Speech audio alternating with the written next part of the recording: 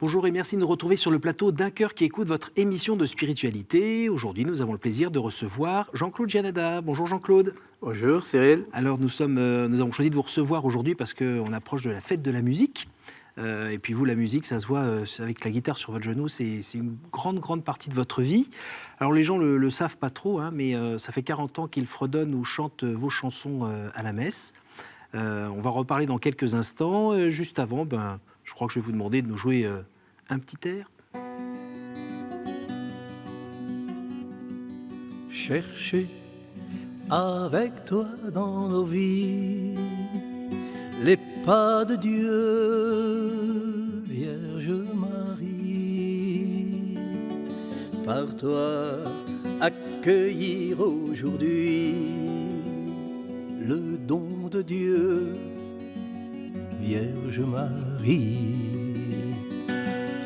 Et puisque tu chantes avec nous, ô magnifique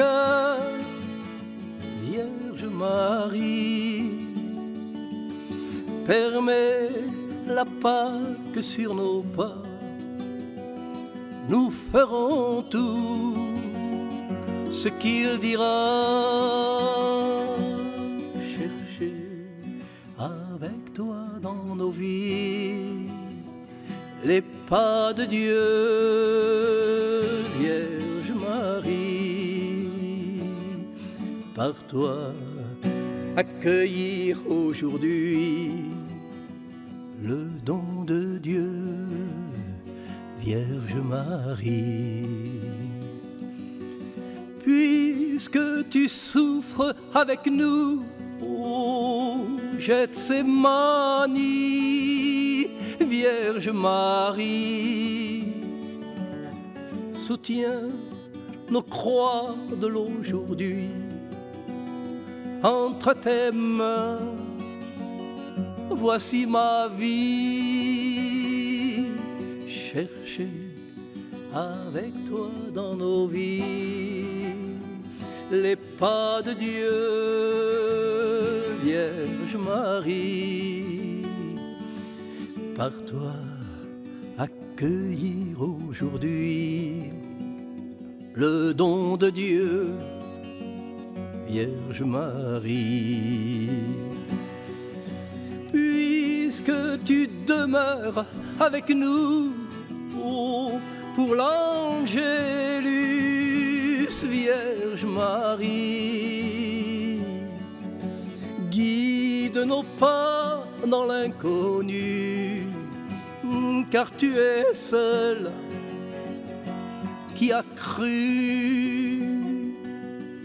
Chercher avec toi dans nos vies les pas de Dieu, Vierge Marie.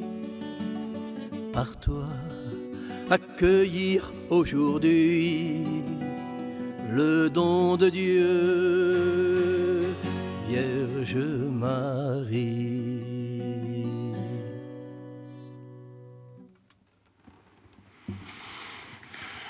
La musique est à la fête. Comment vous faites pour chanter cette chanson encore avec autant de présence Oui, c'est une chanson qui a 40 ans, mais je la chante avec autant de présence parce que c'est une prière et que je sais à qui je m'adresse. Et donc, une prière n'est jamais usée.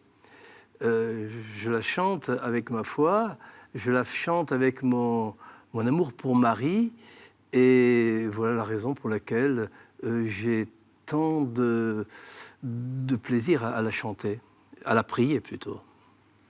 Vous faites à peu près 150... Quelque chose comme ça, oui. Prestation par an, oui. Vous appelez ça des concerts ou des veillées de prière? Non, c'est surtout pas un concert. Ce que je présente n'a rien d'artistique, mais ça veut être catéchétique, catéchein, du grec catéchein qui veut dire se faire l'écho de. Mon ambition, c'est de me faire l'écho de celui qui me fait vivre, l'écho de l'Évangile. Un chanteur, c'est quelqu'un qui rencontre les gens. Un chanteur, c'est quelqu'un qui fabrique des émotions. Un chanteur, c'est celui qui livre un peu de son âme. Ce même chanteur est chrétien dans la mesure où il a pour fond de commerce l'Évangile. En ce sens qu'un chanteur chrétien, c'est un témoin de la parole de Jésus.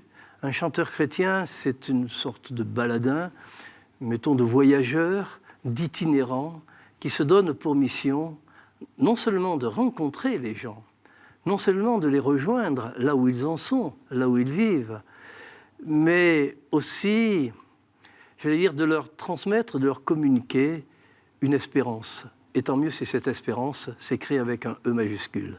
Comment vous êtes tombé dans la marmite? J'allais dire par hasard ou par providence. En fait, j'étais enseignant. En sciences naturelles? En sciences naturelles, oui. Et, du côté de Marseille déjà? Pardon? Du côté de Marseille? Ah oui, à Marseille, à Saint-Bruno, collège Saint-Bruno, dans un collège, quoi. Et donc, je me suis aperçu qu'il n'y avait personne pour faire chanter les élèves. Il n'y avait personne pour animer une célébration paraliturgique ou liturgique avant Noël, avant Pâques, etc.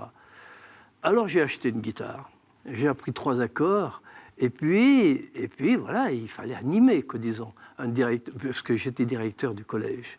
Un directeur, c'est celui qui donne une âme. Et mon ambition, c'est que cette âme, elle soit aussi d'ordre spirituel.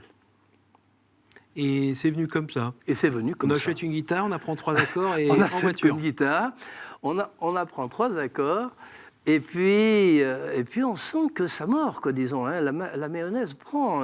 Comme je m'occupais du scoutisme, un jour, les scouts se réunissaient pour un week-end important. Chacun arrivait avec une chanson, avec un panneau, etc. Les copains m'ont dit, toi, tu es prof, fais-nous ce que tu veux, et pourquoi pas une chanson. Et donc, j'ai fait une première chanson qui s'est intitulée « Pour bâtir l'avenir, donnons-nous rendez-vous ». Et cette chanson, elle a fait le tour de France, et je me suis dit, alors peut-être que je suis capable d'en faire d'autres. Voilà, c'était en 1973. Vous priez avant? La prière est présente. La prière est présente dans ma vie. Quand vous composez? Vous vous rendez compte, je fais 100 000 km par an pour assurer 150 au volant de la voiture. Donc j'ai le temps de prier. Ma voiture, c'est mon oratoire, en quelque sorte. Et vous êtes invité donc à droite, à gauche en France, mais aussi à l'étranger. Récemment, vous étiez en Afrique, en Haïti, aux États-Unis. Oui, c'est ça, exactement. On vous appelle pour... On m'appelle, et je quoi? dis oui ou je dis non. C'est aidez-nous à prier, la demande? Pardon? La demande qui est faite, c'est venez pour nous aider à prier? Voilà. Alors, je demande à ce qu'elle soit formulée, cette demande. Si on me dit, voilà, on aimerait pour passer un bon moment, je dis non, bien sûr. Si on me dit, voilà, on est en train de préparer Noël ou préparer Pâques, on aimerait un animateur qui vienne nous aider à faire... et on voudrait faire un bout de chemin avec lui. En plus de ça, on va essayer de faire une quête. Cette collecte, eh bien, on la donnera à une famille de réfugiés qui est dans la paroisse. Ils ont tout compris. Alors là, j'arrive. Là, ça m'intéresse. Parce qu'il y a une démarche, une demande spirituelle et en même temps un geste humanitaire. Vous avez composé 1 millier de chansons. Oui, c'est ça. J'imagine qu'il y a des droits sur ces chansons. J'avais, il y a encore quelques années, 980 chansons inscrites à la SACEM. Ça doit faire donc 1 millier aujourd'hui. Et bien sûr, donc, ces chansons génèrent de l'argent. Elles génèrent de l'argent, disons des droits d'auteur, la vente des disques, la vente des DVD, la vente des documents, etc. Cet argent est géré par une association, l'association Saint-Bruno, et cet argent est restitué, si vous voulez, en geste humanitaire. Alors, nous aidons par exemple le père Pedro, en Madagascar, qui s'occupe d'un bidonville, ou plutôt qui transforme un bidonville en village où il est possible de vivre. Nous aidons la pouponnière de la Médina à Madagascar, qui est tenue par des religieuses. Nous aidons les chrétiens d'Orient, etc. Et pourquoi l'humanitaire ? Parce que je suis de ceux qui pensent que c'est la générosité qui fera avancer le monde. Parce que je suis de ceux qui pensent que l'humanitaire, c'est une façon de prouver que nous aimons ce monde. Et c'est une façon aussi de prouver notre amour pour Dieu qui est présent dans les plus démunis de ce monde. Pour revenir sur les compositions, sur la musique religieuse, vous avez commencé à composer à une époque où il n'y avait pas grand-chose à chanter à l'église, puisque peu de temps auparavant, on chantait encore des chants en latin. Donc, vous faites partie des premiers à composer. C'était difficile, ça a été bien accueilli. C'était pas très bien accueilli. Rentrer avec cette guitare dans l'église, je me souviens, à l'époque, j'avais aussi un groupe de jeunes du collège. On avait formé un petit orchestre, etc. On avait droit à animer une messe par mois, c'était le samedi soir. Mais il y avait des paroissiens qui n'étaient pas contents. Parce que c'était pas leur style. Mais à l'époque, vous aviez les cheveux longs à l'époque, avec un bandeau là, avec des fleurs, une grande chemise à fleurs, ça faisait peur. Ça perturbait et je n'ai jamais compris pourquoi. Je n'ai jamais compris et j'ai même trouvé que c'était dommage parce que l'Église appartient aux jeunes, parce que en les excluant, eh bien, on les a un peu exclus aussi. Il fallait qu'ils s'expriment avec leur... Aujourd'hui, on est quand même beaucoup plus tolérant. Et je me dis, tant mieux. Ça a été un peu un combat spirituel de voir certaines de vos compositions appréciées par les jeunes, mais rejetées par les plus anciens, et puis des sortes peut-être de petites querelles de clochers ou de cabales ou oui, autre. Ça m'a perturbé. Et puis, ça ne me perturbe plus parce que je m'aperçois que finalement, au bout de 40 ans, on chante encore des chansons. Donc, elles ont tenu le coup, quoi, disons. Quand on me dit il faut que tu défendes telle ou telle chanson, je me suis dit, elles sont assez grandes pour se défendre elles-mêmes, hein, mes chansons. Ça a été... Vous savez, on est dans une église qui n'est pas tendre, quoi, disons. Voilà. C'est pas ce que j'ai envie de dire. Mais... disons, quand j'ai duré. L'église, c'est avec tous les êtres humains qu'il y a dedans. Oui, ça a duré. La question que me posait un jeune prêtre, il n'y a pas si longtemps que ça, mais comment tu as fait pour durer 40 ans? Alors je lui ai répondu. Je lui ai dit d'abord que je ne savais pas que ça durerait 40 ans, premièrement. Ensuite, deuxièmement, je n'ai jamais rien fait pour que ça dure 40 ans. Mais, je lui ai dit, si notre activité s'inscrit dans le dessein de Dieu, elle durera. Par contre, si notre activité est d'ordre simplement humain, elle risque de disparaître. Vous parliez de composition cacahuète, apéritif. Oui, c'est ça. Oui, et puis qu'est-ce que ça veut dire? Il y a des cacahuètes. Quand on compose une chanson, il faut avoir la prétention de refaire le monde, mais aussi il faut avoir l'humilité de se dire que si cette chanson ne sert qu'à une personne ou deux, eh bien, tant mieux. Il faut qu'elle existe. Alors, on a dit comment c'est arrivé chez vous, la musique, c'est une demande, puis il y a eu un 45 tours qui est sorti. Voilà, un 45 tours. Au profit, des rencontres aussi au profit du Mège, et puis donc les chansons ont fait tache d'huile. Des rencontres aussi, comme Raymond Faux par exemple? Oui, des rencontres comme Raymond Faux, qui est un ami et que je vois régulièrement, et à qui j'exprime non seulement toute ma reconnaissance pour tout ce qu'il a... Il m'a mis le pied à l'étrier quand même. C'est avec lui que j'ai fait le premier 33 tours. Et je lui garde une profonde amitié, une profonde estime pour tout ce qu'il a fait dans l'Église. Il a marqué l'Église. On chante encore aujourd'hui « Tu es là au cœur de nos vies », c'est de Raymond Faux, etc. Dites-moi, votre vie, donc le petit garçon qui est né il y a maintenant 73 ans, du côté d'Auxerre, avec un père militaire, donc vous avez un petit peu bougé dans différents coins de France principalement, et puis finalement votre ville d'adoption, puis c'est Marseille, quoi. C'est Marseille. Voilà, d'où le petit accent chantant qu'il y a derrière. J'ai passé les 3/4 de ma vie à Marseille. J'ai été donc pensionnaire au 430 chemin de la Madrague, ville. Une pension tenue par les frères des écoles chrétiennes. Mais vous savez, je vais vous dire, Marseille, c'est une ville sympa. C'est une ville où on se sent bien. Parce que c'est une ville où le droit du sang n'existe pas. C'est-à-dire que vous pouvez naître à Marseille et vous êtes Marseillais, mais vous pouvez très bien ne pas naître à Marseille et vous êtes Marseillais. Marseille, c'est une ville où vous entendez toutes sortes d'accents, des accents des quatre coins du monde. C'est ce qu'on appelle une ville cosmopolite, du grec cosmos, monde. Cosmopolite, ça veut dire citoyen du monde. J'aime cette expression, citoyen du monde. Rendez-vous compte. Quand est-on citoyen? On est citoyen quand on est libre et responsable. Alors, vous avez suivi le petit séminaire, vous avez poursuivi vos études. C'était pas si facile que ça d'être en pension à cette époque-là. C'était un petit peu à la dure. Oui, mais on ne se posait pas de questions. Et puis, ça a été une chance, enfin, parce que je n'étais pas forcément un élève facile.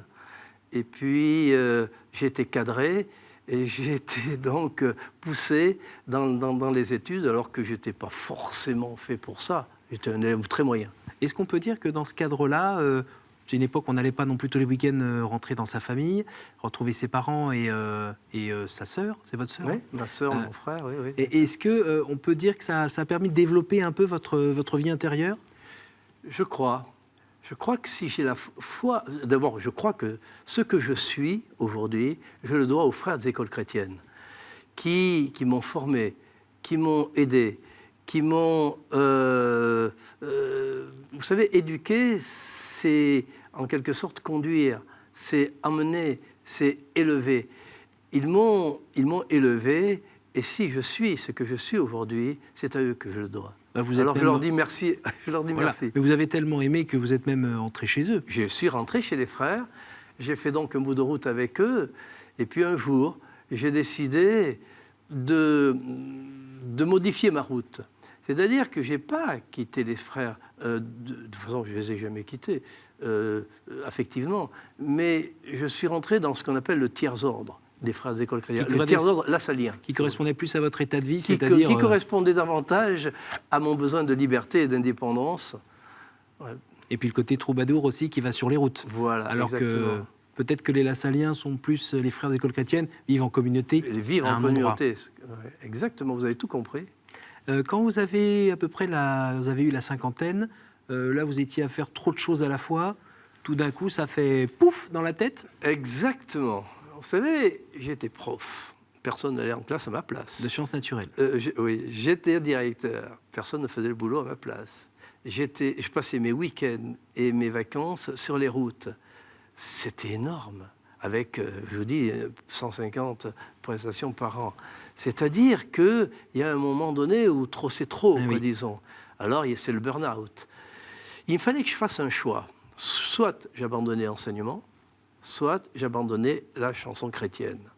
Je me suis posé des questions. Le choix était cornélien parce que j'aimais autant l'enseignement que la chanson chrétienne. Surtout que l'enseignement est quand même très sécurisant. Il vous apporte un salaire, il vous apporte une identité aussi. Hein. Quand on vous croise dans la rue, on vous dit « Qu'est-ce que vous faites dans la vie ?»« Je suis enseignant. » Plaque, vous êtes catalogué. Quand on vous croise dans la rue, vous dites « Ben non, je me promène avec une guitare. » Là, vous n'êtes plus rien. Voilà, j'ai donc fait le choix qui s'est imposé à moi de la chanson. De la chanson. Et je me suis retrouvé vraiment complètement désemparé. Je n'étais plus dans mon cadre de vie. Et puis, plus de salaire, plus de... etc. C'était un moment très douloureux à passer. Mais j'ai passé le cap. Aujourd'hui, j'ai 73 ans. Il y a 13 ans que je suis à la retraite. Et au contraire, j'essaie de calmer le jeu. Et ça n'est pas toujours facile. À ce moment un petit peu difficile de votre cinquantaine, Dieu était toujours là? Dieu était toujours là. Et vous... Je l'ai prié, je lui ai demandé de m'éclairer. Et il a répondu? Je crois, puisque finalement, tout compte fait, j'ai pris la bonne décision. C'est le moment où vous êtes senti le plus seul dans votre... Le plus seul, oui, effectivement. Le plus seul. Ouais. Et vous n'avez pas douté à ce moment-là? Douter, je ne crois pas. Non. Non, je ne crois pas. J'ai peut-être davantage prié, mais douter, je ne crois pas. Qui est Dieu aujourd'hui pour vous? Dieu, c'est celui qui est l'amour, qui est la tendresse, qui est la miséricorde, qui est le sens de notre vie, qui est tout, en fait. Vous le rencontrez où? Je le rencontre dans la prière, mais je le rencontre aussi dans ce que je croise. Je le rencontre aussi bien dans des personnes humbles que dans d'autres. Je le rencontre tous les jours avec ceux qui me posent des questions. Et puis,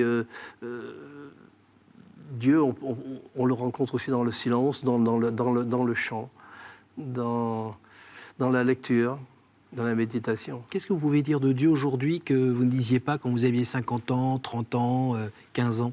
Qu'est-ce que vous connaissez mieux de lui avec le temps? Que je connais Dieu, j'ai l'impression que je le découvre tous les jours. C'est tous les jours que je découvre ma foi, en fait. Parce que la foi, elle n'est pas linéaire, hein, vous savez. La foi, elle est... même si je n'ai jamais douté de Dieu, même si ma foi a été, je pense, solide, fidèle, la foi, elle n'est pas toujours intense. En fait, la foi, c'est un doute qu'on met en question et qu'on met en déroute. Et ça fait pas peur de se remettre un peu en danger? Non, je pense pas. Je pense pas que ce soit la peur qui est... Je pense pas que ce soit la peur qui ait existé dans ma vie. Quand on dit que Dieu est une personne, vous entendez ça comment? Quand on dit que Dieu est une personne, je pense, je l'entends de la façon suivante: Dieu est présent dans les plus déshérités, dans les plus malheureux, finalement, dans les moins nantis. Dans le souci... Alors, vous êtes professeur quand même, vous avez été professeur enseignant, directeur d'école, vous chantez, on entend bien le souci de transmission particulièrement aux jeunes. Qu'est-ce que vous avez envie de leur dire particulièrement à tous ces jeunes? À tous ces jeunes. D'abord, c'est pas facile de parler aux jeunes, hein, quand on a 73 ans. Il m'arrive là encore chanter dans au milieu, j'ai des secondes, premières, terminales, mais c'est pas facile de s'adresser à eux. Comme le dit si bien Vatican II, les textes de Vatican II, l'apostolat des jeunes doit se faire par les jeunes. J'ai l'impression aussi que quelquefois, pour nous qui avons un certain âge, c'est un peu, disons, de l'eau sur du marbre. On a l'impression de ne pas être au même diapason, quoi. Mais avec votre expérience, avec ce que vous connaissez du monde, ce que vous avez rencontré de la vie sur différents continents, avec cette vie de foi qui vous anime depuis tant d'années, qu'est-ce que vous auriez comme trésor à nous transmettre, tout simplement? Vous me dites, qu'est-ce que j'aurais à dire aux jeunes? J'allais presque dire, je n'ai rien à dire. Par contre, ce que je sais, c'est que les jeunes ont besoin de notre témoignage et de notre exemple. Un adolescent cesse de croître dès qu'on cesse de croître avec lui. Peut-être que le langage ne sera pas son langage. Par contre, le témoignage qu'on pourra donner aura son impact sur lui, quel que soit son âge d'ailleurs. À dire, d'abord, loin de moi de donner des conseils à qui que ce soit, mais plutôt à témoigner. On arrive à la fin de cette émission. Je vais vous poser les 3 questions que je pose à tous mes invités. Quel conseil donneriez-vous à quelqu'un qui vous dirait « J'ai envie de rencontrer Dieu, par quoi dois-je commencer ?» Quel conseil je donnerais? Bon, il faut faire attention avec les conseils, parce qu'on n'a pas de conseils à donner à qui que ce soit, tout au plus à faire une suggestion. Je lui suggérerais de prier. Quel est votre héros, votre saint, la personne que vous trouvez admirable? La sainte qui est ma référence, c'est Sainte Thérèse d'Enfant Jésus. Au jour du jugement, qu'aimeriez-vous que Dieu vous dise, Jean-Claude? Alors, le jour du jugement, j'aimerais que Dieu m'accueille de la façon suivante. J'aimerais qu'il me dise, ben voilà, tu as beaucoup chanté Marie, eh bien, elle est là pour t'accueillir. Superbe. Merci beaucoup, Jean-Claude. Merci d'être venu de Marseille pour nous partager cette vie de foi qui vous anime. Et on voit dans le regard, dans le sourire, et tout à l'heure, quand vous avez chanté, que c'est bien présent dans toute votre vie. Merci beaucoup. Pour ceux qui veulent en savoir un petit peu plus sur l'association Saint-Bruno, eh bien, n'hésitez pas à aller sur le site www.associationsaintbruno.net, tout attaché. Et puis, sinon, si vous voulez revoir ce programme et le partager, n'hésitez pas, grâce à notre site www.ktotv.com. Merci à vous tous, bonne fête de la musique et à la semaine prochaine.